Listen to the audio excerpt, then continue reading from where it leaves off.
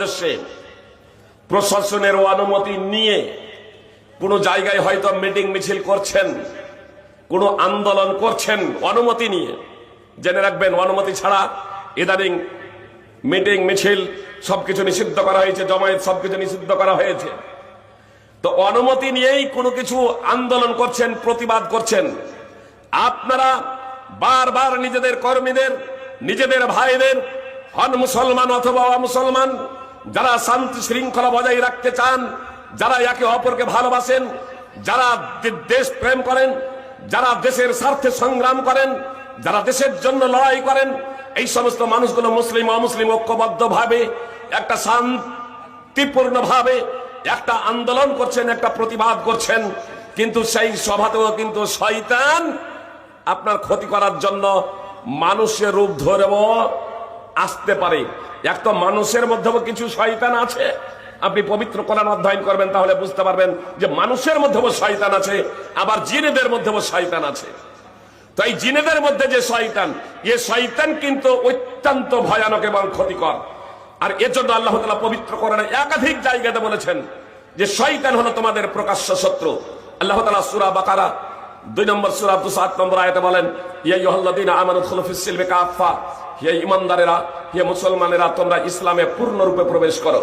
ওয়ালা তাত্তাবিউ খুতুওয়াতিশ শাইতান, এবং শয়তানের তোমরা পদাঙ্ক অনুসরণ করো না। ইন্নাহু লাকুম আদুউম মুবিন, শয়তান হলো তোমাদের প্রকাশ্য শত্রু।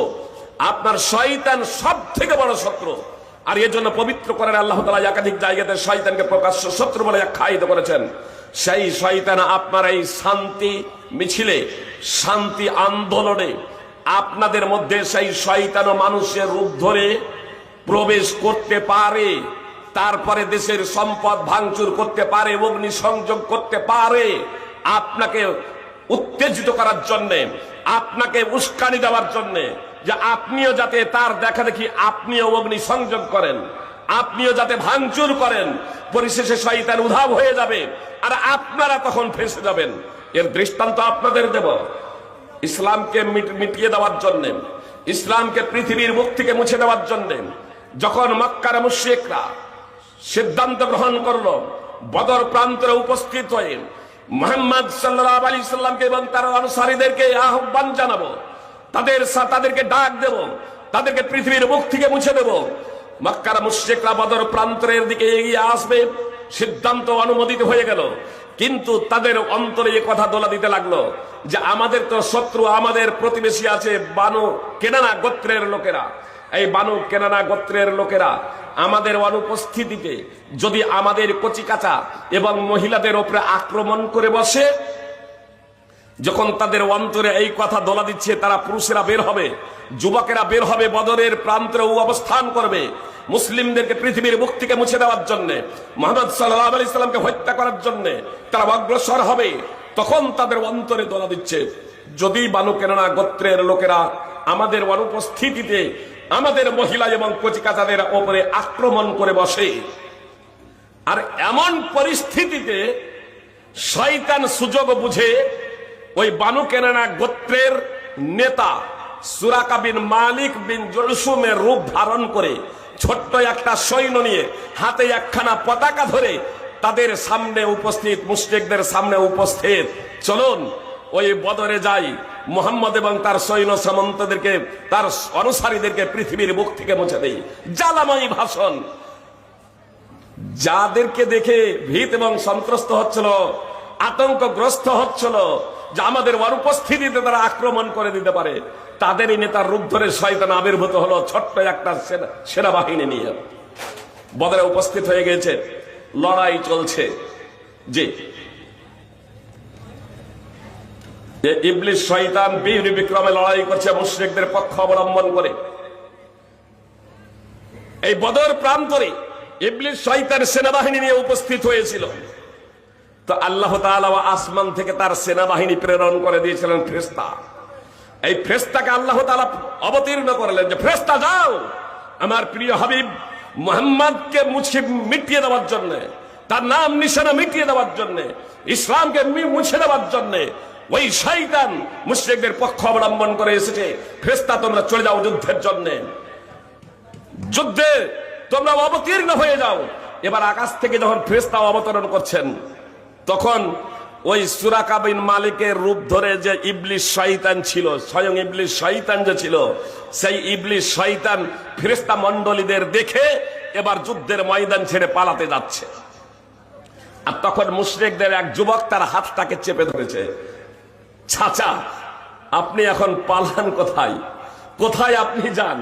আপনি তো এখানে আসার আগে জ্বালাময়ী ভাষণ দিয়েছিলেন না, আর এখন যুদ্ধের ময়দান ছেড়ে আপনি কোথায় পালিয়ে যাবেন? ইবলিস শয়তান বলল, আমি যা দেখতে পাচ্ছি তোমরা তা দেখতে পাচ্ছ না। এই কথা বলে তার বুকে একটা সজোরে ঘষে দিয়ে বলল, ইন্নী আখাফুল্লাহ ওয়াল্লাহু শাদীদুল ইকাব, নিশ্চয় আমি আল্লাহকে ভয় করি, তিনি কঠোর শাস্তিদাতা। সূরা আনফাল ৮ নম্বর সূরার ৪৮ নম্বর আয়াত। এত দ্বারা কি বুঝতে পারলাম? ইবলিস মানুষের রূপ ধরে এসেছিল, তাই না? ইবলিস মানুষের রূপ ধরে এসেছিল। তো ইবলিস মানুষের রূপ ধরে যেমন তখন এসেছিল, আজকে ওই শয়তান ইবলিসও আসতে পারে, তার সৈন্য সামন্ত আসতে পারে, আবার মানুষরূপী শয়তানও আসতে পারে। আপনাকে সতর্ক থাকতে হবে।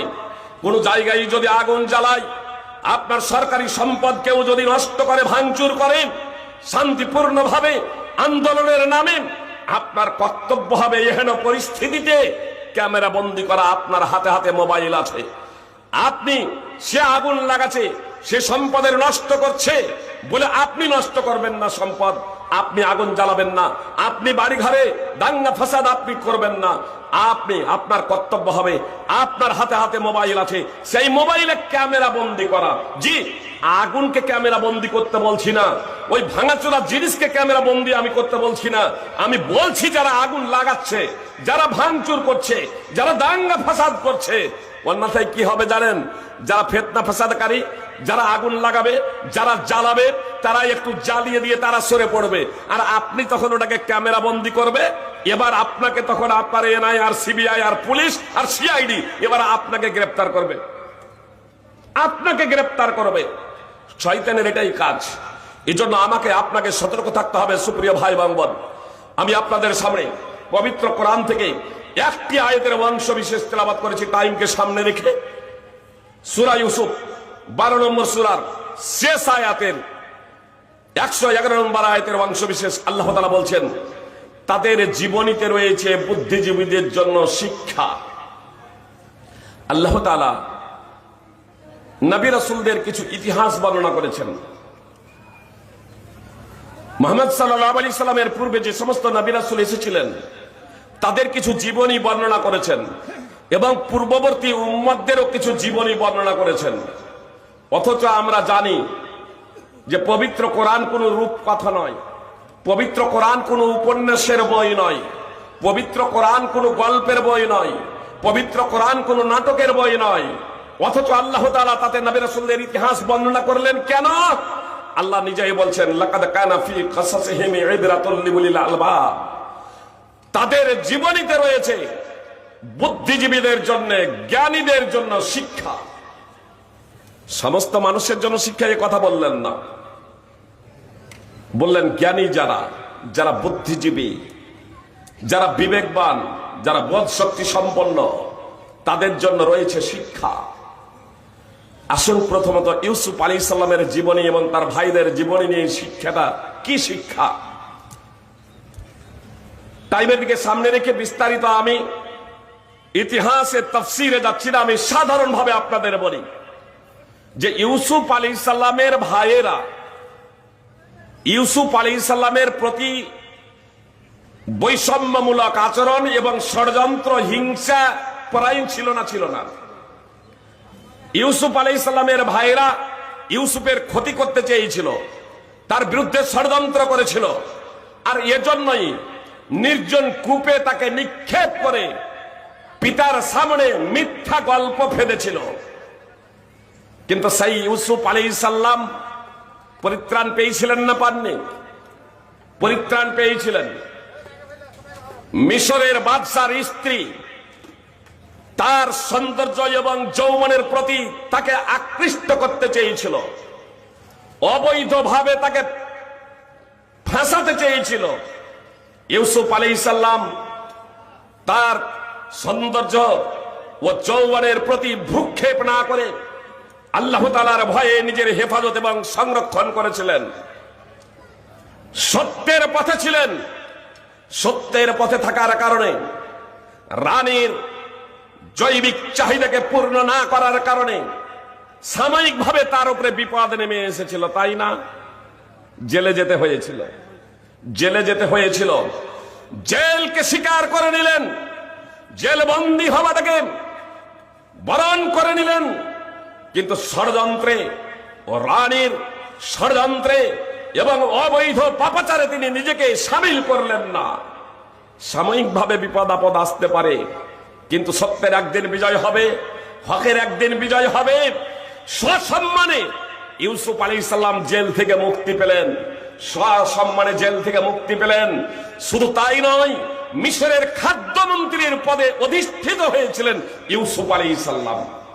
যে ভাইরা তার প্রতি বৈষম্যমূলক আচরণ করেছিল, হিংসাপরায়ণ হয়েছিল, ষড়যন্ত্র করেছিল, তাকে চিরতরে শেষ করে দিতে চেয়েছিল, সেই ভাইয়েরাও শেষ পর্যন্ত তার মর্যাদা এবং মাহাত্ম্যের কাছে নিজেদেরকে অনুতপ্ত এবং লজ্জিত হিসেবে পেশ করেছিল।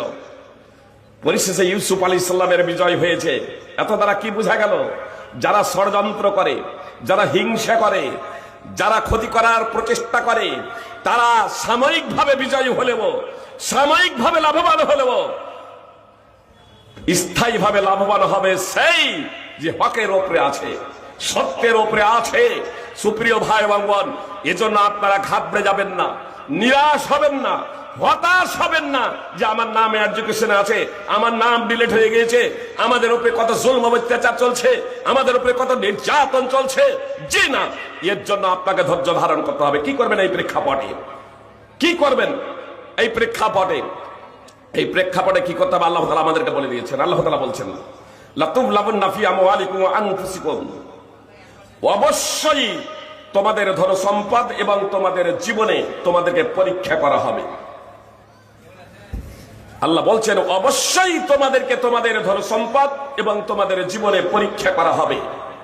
ওয়ালা তাসমাউন্না মিনাল্লাযীনা উতুল কিতাবা মিন ক্বাবলিকুম ওয়া মিনাল্লাযীনা আশরাকু আদান কাসীরা, এবং তোমাদের পূর্বে যাদেরকে কিতাব দেওয়া হয়েছিল, অর্থাৎ ইহুদি এবং খ্রিস্টান প্রভৃতি, এবং যারা মুশরিক, আল্লাহর সাথে অংশীদার সাব্যস্ত করে, তাদের কাছ থেকে অনেক কষ্টদায়ক কথা শুনবেন। আজকে যদি ফেসবুক যদি দেখেন বা ইউটিউব বা পত্র পত্রিকা পড়েন, তাহলে আপনার মাথা গরম হয়ে যাবে, রক্ত যেন যুবকদের টকবক করে ফুটবে। টকবক করে আপনার রক্ত ফুটতে পারে, আপনার মাথা গরম হতে পারে। গরম হয়ে গেলে আবেগে আপনি কোনো কিছু করবেন, এর নাম ইসলাম না, এর নাম ইসলাম না। শান্ত হন, ধৈর্য ধরুন। আপনি কি করবেন এই প্রেক্ষাপটে? আল্লাহ বলছেন আজ থেকে প্রায় 1400 বছর আগে আল্লাহ তাআলা ঘোষণা দিয়েছেন। সুপ্রিয় ভাই বোন, আপনার যত সমস্যা, আপনি যদি অর্থসহ কোরআন অধ্যয়ন করেন, তাহলে আপনার মনে হবে যেন আপনার সমস্যাকে কেন্দ্র করে আল্লাহ তাআলা কোরআনের আয়াত অবতীর্ণ করছেন। এটাই কোরআনের বাস্তবিকতা, এটাই কোরআনের প্রাসঙ্গিকতা, এটাই কোরআনের সত্যতা, চিরন্তনতা। যে এই পবিত্র কোরআন সদা সর্বদা প্রাসঙ্গিক, সদা সর্বদাই আধুনিক। সুপ্রিয় ভ্রাতৃবৃন্দ, ভগবান আল্লাহ তাআলার বাণী, আল্লাহ তাআলার বাণী। তাই বলে সেটা শিকেলে নয়, তাই বলে অতীত নয়, জি, যে বর্তমানে তার কোনো প্রয়োজন নেই, বর্তমানে সে প্রাসঙ্গিক হারিয়ে ফেলেছে, যেমনটি না। অতীতে যেমন প্রাসঙ্গিক ছিল, বর্তমানেও তেমনই প্রাসঙ্গিক, আর ভবিষ্যতেও থাকবে তেমনই প্রাসঙ্গিক। আল্লাহ তাআলা স্পষ্টভাবে ঘোষণা দিলেন, আল্লাহ তাআলা স্পষ্টভাবে ঘোষণা দিলেন, তোমাদের মধ্যে, তোমাদের জীবনে এবং তোমাদের ধন সম্পদে অবশ্যই তোমাদেরকে পরীক্ষা করা হবে, এবং তোমাদের পূর্ববর্তীদের কাছ থেকে, যারা আহলি কিতাব তাদের কাছ থেকে এবং মুশরিকদের কাছ থেকে অনেক কষ্টদায়ক কথা শুনবে। ওয়াইন তাসবিরু ওয়া তাত্তাকু, যদি তোমরা ধৈর্য ধারণ করো এবং তাকওয়া অবলম্বন করো, ফাইন্না যালিকা মিন আজমিল উমুর, তাহলে তা হবে দৃঢ় সংকল্পের কাজ। সূরা আলে ইমরান 3 নম্বর সূরার 186 নম্বর আয়াত। তাহলে বিপদের সময় কষ্টদায়ক কথা শুনে সমস্যায় জর্জরিত হয়ে আমরা কি করব? আল্লাহ তাআলা বললেন ধৈর্য ধরো তাকওয়া অবলম্বন করো। আল্লাহ বলছেন ওয়াইন তাসবিরু ওয়া তাত্তাকু, যদি তোমরা ধৈর্য ধারণ করো এবং তাকওয়া অবলম্বন করো, আল্লাহ ভীরু হও, সংযমশীল হও, লা ইয়াদুররুকুম কাইদুহুম শাইয়্যা, তাহলে যারা ষড়যন্ত্র করছে তাদের ষড়যন্ত্র তোমাদের কোনো ক্ষতি করতে পারবে না।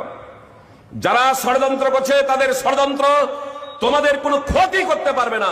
সত্য হলো একটাই, যে তোমাদের ধৈর্য ধারণ করতে হবে, তাকওয়া অবলম্বন করতে হবে। ইন্নাল্লাহা বিমা ইয়ামালুনা মুহিত, নিশ্চয়ই আল্লাহ তাআলা তারা যা করে তা পরিবেষ্টনকারী।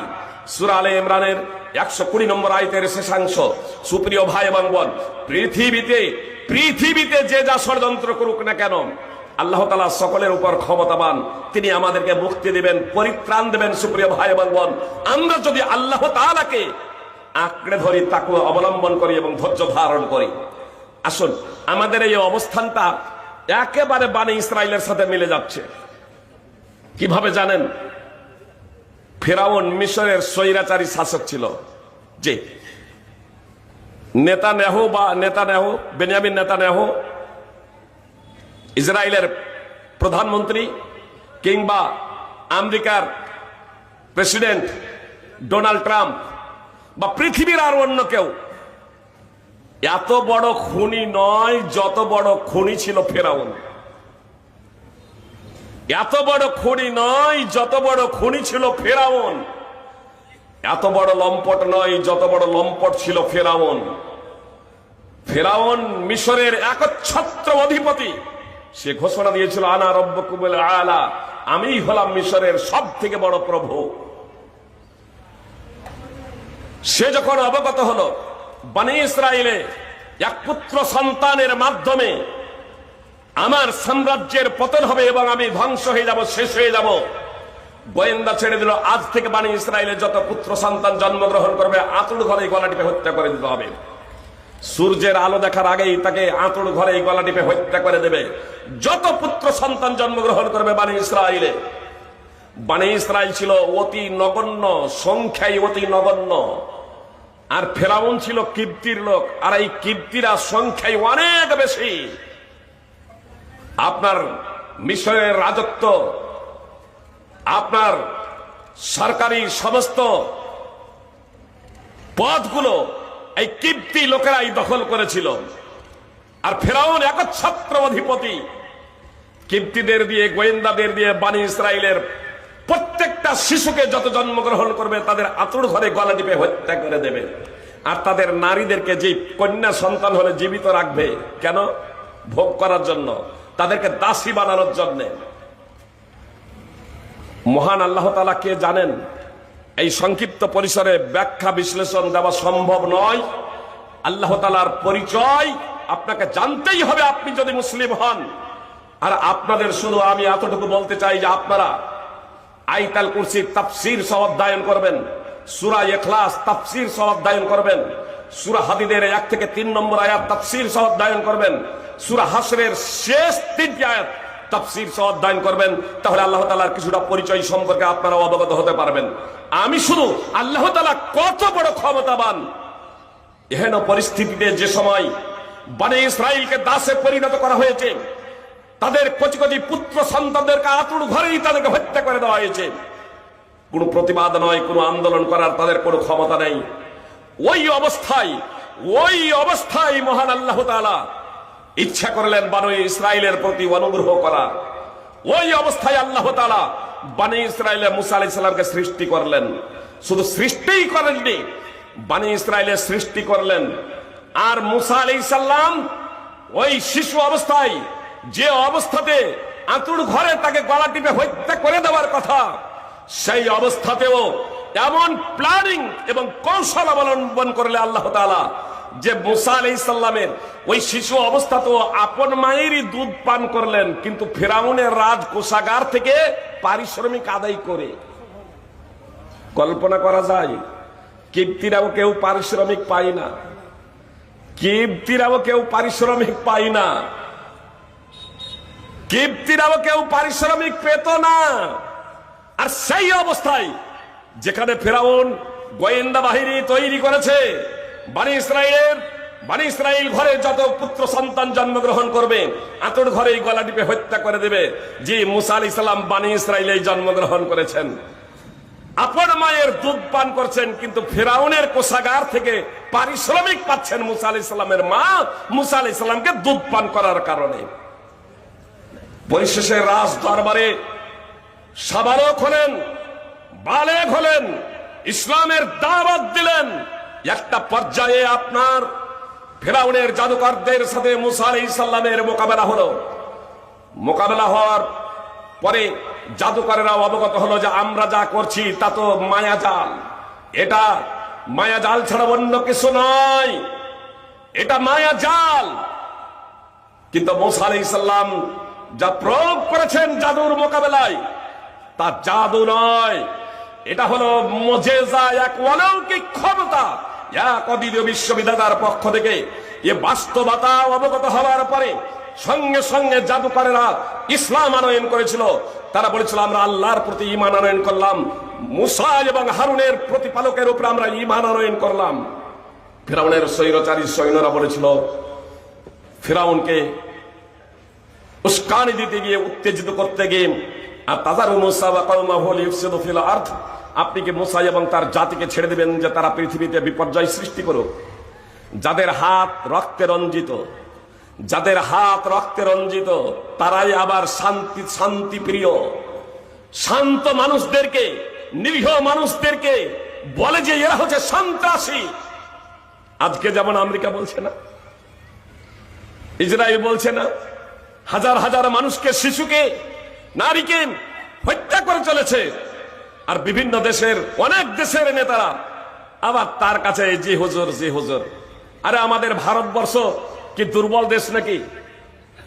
আমাদের ভারতবর্ষ দুর্বল দেশ, কিন্তু আমাদের প্রধানমন্ত্রী দুর্বল বলে কার কাছ থেকে তেল কিনতে হবে এটাও এখন আমেরিকার কাছ থেকে অনুমতি নিতে হবে। যে আমাদের ভারতের প্রধানমন্ত্রী বর্তমানে দুর্বল বলে, চোখে চোখ রেখে কথা বলতে পারে না বলে কার কাছ থেকে তেল কিনতে হবে সেটাও এখন ডোনাল্ড ট্রাম্পের কাছ থেকে অনুমতি নিতে হবে। আল্লাহ আমাদের হেফাজত করুন। সুপ্রিয় ভাই এবং বোন, আমি আপনাদের যে বিষয়টি বলতে চাচ্ছিলাম তা হলো এই যে ফেরাউনের জাদুকরেরা ইসলাম নিয়ে চলে এলো, তখন স্বৈরাচারী সৈন্যরা বলল, যারা নিজেরাই খুনি, রক্ত পিপাসু, আর এক রক্ত পিপাসু খুনিকে বলছে যে আপনি কি মুসা এবং তার জাতিকে পৃথিবীতে বিপর্যয় সৃষ্টি করতে, ফিতনা ফাসাদ সৃষ্টি করতে ছেড়ে দেবেন? তখন আবার ফেরাউন বলেছিল, না না, আমি হচ্ছি তাদের উপর ক্ষমতাবান, তাদের পুত্র সন্তানদেরকে হত্যা করব, আর তাদের কন্যাদেরকে জীবিত রাখবো, মহিলাদেরকে জীবিত রাখবো, আর তাদের পুত্র সন্তানদেরকে হত্যা করব। এহেন পরিস্থিতিতে মুসা আলাইহিস সালাম, যিনি আল্লাহ তাআলার কাছ থেকে প্রশিক্ষণ পাচ্ছিলেন, যিনি আল্লাহ তাআলার কাছ থেকে শিক্ষা নিচ্ছিলেন জিবরিল আলাইহিস সালামের মারফতে, তিনি জাতিকে কি বলেছিলেন জানেন? একটা মুসা আলাইহিস সালামের জন্মের আগে বনি ইসরাইলদের পুত্র সন্তানদের হত্যা করা হচ্ছিল, তখনকার বিষয়টা স্বতন্ত্র, তখন মুসা আলাইহিস সালাম ছিলেন না। কিন্তু এখন মুসা আলাইহিস সালাম নবী, এখন মুসা আলাইহিস সালাম রাসূল, একজন বিখ্যাত নবী রাসূলের উপস্থিতিতে ফিরআউন বলছে যে বনি ইসরাইলের পুত্র সন্তানদের হত্যা করব, আর তাদের নারীদেরকে আমরা জীবিত রাখবো, এটা আমরা ক্ষমতাবান। এই পরিস্থিতিতে মুসা আলাইহিস সালাম কি করেছিলেন জানেন? আমাদের মতো অশিক্ষিত জাহেল যদি যুবক হতো, না আমরা কিসে আছি, লড়াই করব, লড়াই লড়াই লড়াই চাই, লড়াই করে বাঁচতে চাই, অগ্নিসংযোগ, দাঙ্গা ফাসাদ চিনা। মুসা আলাইহিস সালাম জাতিকে বললেন, ইস্তাঈনু বিল্লাহ ওয়াসবিরু, আল্লাহর কাছে সাহায্য প্রার্থনা করো, ধৈর্য ধারণ করো।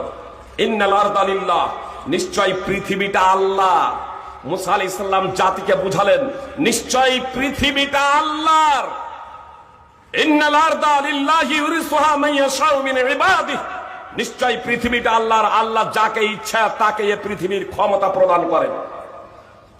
আল্লাহ যাকে ইচ্ছা তাকে এই পৃথিবীর ক্ষমতা প্রদান করেন। ওয়াল আকিবাতু লিল মুত্তাকিন, আর শুভ পরিণাম হলো মুত্তাকিদের জন্য, আল্লাহ ভীরুদের জন্য। সূরা আরাফ 7 নম্বর সূরার 128 নম্বর আয়াত। মুসা আলাইহিস সালাম বললেন, পৃথিবী আল্লাহর, যাকে ইচ্ছা তাকে আল্লাহ ক্ষমতা প্রদান করেন। কি বলতে চাইলেন এর দ্বারা? আজকে যে ফিরআউন একচ্ছত্র অধিপতি, ক্ষমতাবান, আজকে যে ফিরআউন শাসক, আল্লাহ যাকে ইচ্ছা ক্ষমতা দেন, এটা আল্লাহর ইচ্ছা বলে ফিরআউন আজ ক্ষমতার অধিপতি, ক্ষমতার অধিপতি, শাসন ক্ষমতার শীর্ষে অবস্থান করছে। এটা আল্লাহর ইচ্ছা। ক্ষমতা, ধন সম্পদ এগুলো ভালোবাসার মানদণ্ড না। আল্লাহ তার অবাধ্য বান্দাকেও দেন, আবার আল্লাহ তাআলা তার নেক সৎ বান্দাকেও দেন। তবে অবৈধ বা আপনার জালেম অবাধ্য বান্দাকে দেন পরীক্ষা করার জন্য, আর ইমানদার বান্দাদেরকেও দেন পরীক্ষা করার জন্য। তবে শুভ পরিণাম হচ্ছে মুত্তাকিদের জন্য, আল্লাহ ভীরুদের জন্য। এ কথা মুসা আলাইহিস সালাম জাতিকে বললেন। জাতি ধৈর্য ধারণ করলো। এই জাতি বানি ইসরাইল সংখ্যায় অতি নগণ্য ছিল। আল্লাহ তাআলা পবিত্র কোরআনে বলেছেন, ইন্না হাউলাইহি লাশিরজিমাতুন কালিলুন, নিশ্চয় বানি ইসরাইল সংখ্যায় অতি নগণ্য ছিল। সূরাতুশ শুআরা 26 নম্বর সূরার 54 নম্বর আয়াত। এই অতি নগণ্য সংখ্যায় ক্ষুদ্র মিশরে যেখানে কিপ্তি সংখ্যাগুরু ছিল, সেই জায়গাতে এই সংখ্যালঘু অতি নগণ্য জাতি বানি ইসরাইল পরিশেষে মুসা আলাইহিস সালামের পদ্ধতি অবলম্বন করে তারা ক্ষমতায় অধিষ্ঠিত হয়েছিলেন না হননি? তারা শাসন ক্ষমতা পেয়েছিলেন। আল্লাহ তাআলা সূরা নূর 24 নম্বর সূরার 55 নম্বর আয়াতে সেই দিকে ইঙ্গিত করে আমাকে এবং আপনাকে বলেছেন, যদি তোমরা প্রকৃত ইমানদার হয়ে যাও, সৎ কর্মশীল হয়ে যাও, তাহলে তোমাদেরকে শাসন ক্ষমতা দান করবেন, যেমন তোমাদের পূর্ববর্তীদেরকে দেওয়া হয়েছিল। তোমাদের জন্য যে দিনকে পছন্দ করেছেন তা সুপ্রতিষ্ঠিত করবেন। তোমাদের ভয়ভীতির পরে তোমাদেরকে নিরাপত্তা প্রদান করবেন। শর্ত হলো আমারই দাসত্ব করবে, আমার সাথে কাউকে শরীক করবে না। সেখানে আজ 95% মুসলমান নামাজই পড়ে না, শিরক করে চলেছে। ঠিক হয়ে গেল।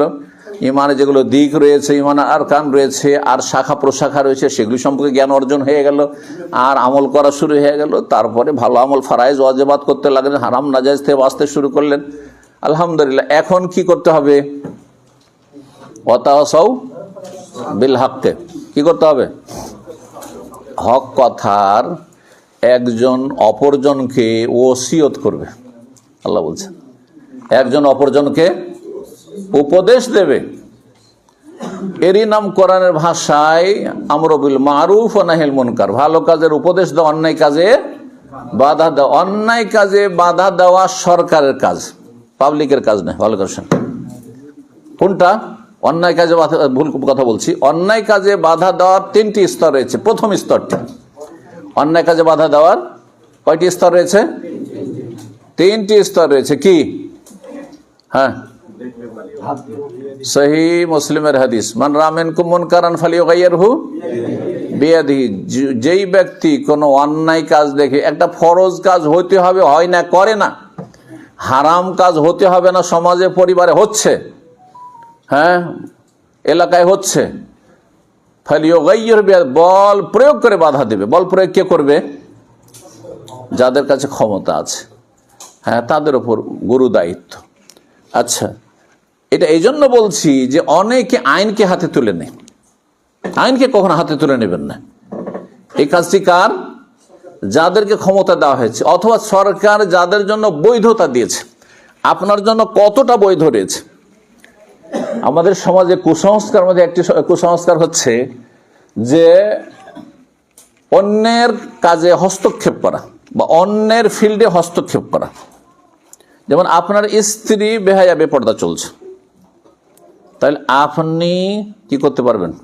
বল প্রয়োগ করে আপনার পরিবার, আপনি কিন্তু সরকার, ওখানে আপনি আপনার পরিবারের অভিভাবক, মালিক, সেখানে বল প্রয়োগ করবেন আপনি। আপনার ভাইয়ের স্ত্রী মাথায় কাপড় দেয় না, বেহায়া বেপর্দা চলাফেরা করে, ওড়নাটা নিয়ে তার মাথাতে পেঁচিয়ে দিতে পারবেন আপনি? জায়েজ আপনার জন্য? মারতে পারবেন? হ্যাঁ, যে পর্দা না করলে হাত পা ভেঙে দেবো, এইরকমই না সমাজ আমাদের। হ্যাঁ, চোর চুরি করলো, গণপিটুনি দিয়ে মেরে দিল।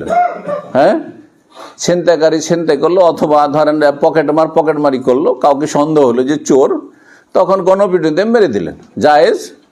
হারাম। সরকারের কাজ হাতে নিয়ে নিলেন, এটা হচ্ছে সীমা লঙ্ঘন করা। এটা হচ্ছে খারেজিদের, জঙ্গিদের কাজ। এটা হচ্ছে চরমপন্থীদের কাজ। ইসলাম চরমপন্থাকে অস্বীকার করে, ইসলাম হচ্ছে মধ্যম পন্থা। কথা বুঝতে পারছেন না? সুতরাং অন্যের কাজ নিজের হাতে তুলে নেবেন না। তাহলে অপরাধীকে যাদের বিচার করার অধিকার আছে তাদের হাতে তুলে দেবেন।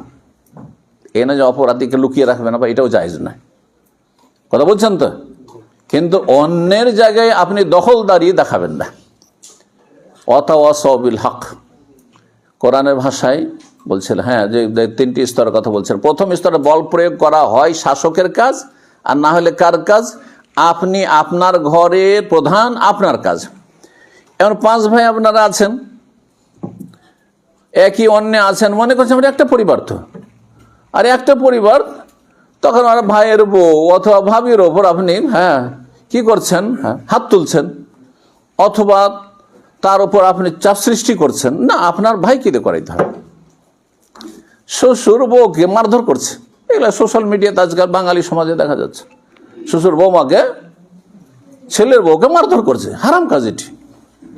তার অধীনস্থ না, তার সাথে খাওয়া দাওয়া করছে, তার ছেলের অধীনস্থ তার স্ত্রী, তার কে সে? এই দেশি তরিকাতে ইসলাম বুঝলে হবে না, ইসলামের তরিকাতে ইসলাম বুঝতে হবে, যাতে করে অশান্তি সৃষ্টি না হয়। এর তো রিয়াকশন হতে পারে, রিয়াকশন হতে গিয়ে পারিবারিক কলহ বিবাদ হতে পারে। ছেলের মধ্যে আক্রোশ চলে আসতে পারে। ছেলে বউকে এত ভালোবাসে যে বাপের শত্রু হয়ে যেতে পারে, মায়ের শত্রু হয়ে যেতে পারে, মায়ের গায়ে হাত তুলতে পারে, বাপের গায়ে হাত তুলতে পারে। ক্ষয়ক্ষতির দিকগুলি রয়েছে। যে কথাগুলি বলছিলাম, এই কথাটি বোঝানোর জন্য ওয়াতাওয়াসাউ বিল হকের ক্ষেত্রে যে বল প্রয়োগ করার বিষয়টি, শেষই যার হাতে আল্লাহ ক্ষমতা দিয়েছেন বা যাকে বৈধতা দিয়েছেন তার জন্য, এক কথা সংক্ষেপে।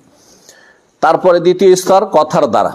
এই কথার দ্বারা ভালো মানুষ বানাইতে হবে, খারাপ মানুষের সংখ্যা কমাইতে হবে, চোরের সংখ্যা কমাইতে হবে, অসৎ লোকের সংখ্যা কমাইতে হবে, বেঈমানদের সংখ্যা কমাইতে হবে, বেনামাজির সংখ্যা কমাইতে হবে, যারা মদখোর তাদের সংখ্যা কমাইতে হবে, গাঁজাখোরদের সংখ্যা কমাইতে হবে,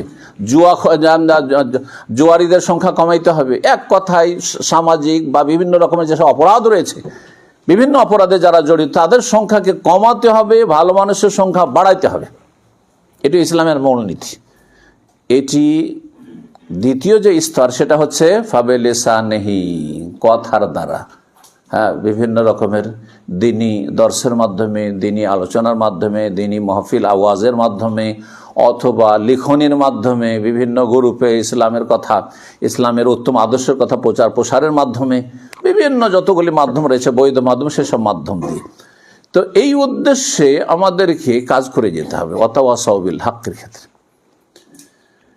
এটা যেখানে সম্ভব নয়, এমন মানুষ জালেম যে যাকে বলাও যাবে না, ভালো ভাষাতে বলা যাবে না, বললে সেখানে বড় ধরনের ক্ষয়ক্ষতি হতে পারে, অশান্তি সৃষ্টি হতে পারে, তখন ফাবে কালবেহি, অন্তর থেকে ঘৃণা করে প্রতিবাদ করতে হবে। অন্তর থেকে পাপকেও ঘৃণা করতে হবে, পাপীকেও ঘৃণা করতে হবে। এটি ভুল কথা। আমাদের দেশের মুসলিম সমাজে পাপকে ঘৃণা করো, পাপীকে ঘৃণা করিও না, বরং পাপ আর পাপী অতপ্রতভাবে জড়িত, সুতরাং দুটোকে ঘৃণা করতে হবে, কিন্তু ঘৃণা প্রকাশ করতে হবে না।